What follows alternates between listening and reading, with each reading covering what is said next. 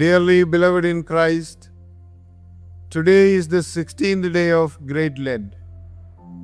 There is a story of an empty village and a stranger who enters the deserted town. Where are the people? All the signs of life are there. Nothing is locked. Food is on the table. Smoke is curling in the chimneys. And stores are open but empty of customers. He doesn't understand, but he proceeds to have a wonderful time. Soon he is too drunk and happy to realize that the villagers are all on a nearby hill, desperately trying to signal to him. They had rushed outside the town because they were told that a huge bomb in the town square was about to go off. They left everything to save their lives.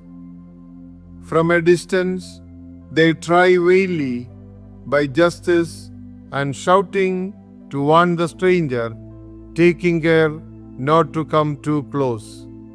They watch him eat their food, drink their liquor, and try on their clothes. But when the happy wanderer goes into the bank and flings their money up in the air, they forget everything but their greed.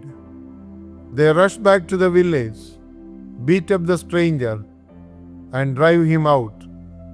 At that moment, the bomb explodes. They all die except the stranger.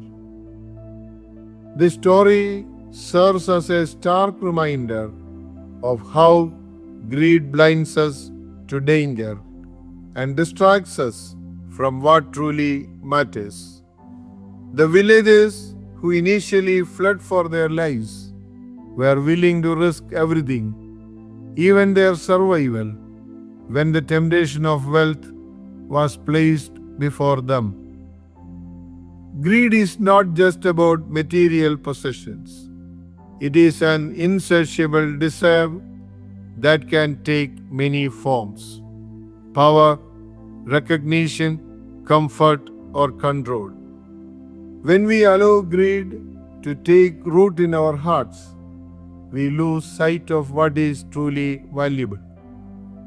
Just as the villagers ignored the warnings and rushed back for their wealth, we too often cling to temporary things, forgetting that life itself is fleeting. During Lent, we are called to examine our attachments. Are we so consumed by earthly pursuits that we fail to heed God's call? Are we prioritizing our spiritual well-being, or are we, like the villagers, distracted by what will ultimately perish? There is an old inscription on a mosque in Agra which says, "The world is merely a bridge. You are to pass over it and not to build your dwellings upon it." Jesus himself reminds us in Matthew 6:19 and 20, "Do not store up for yourselves treasures on earth, where moths and vermin destroy, and where thieves break in and steal, but store up for yourselves treasures in heaven." This Lent, let us examine the issue of greed. Let us learn the difference between needs and wants, to practice detachment from material excess and lean on generosity, knowing that everything we have is temporary, but the love of Christ endures forever. Have a blessed day. Eapen.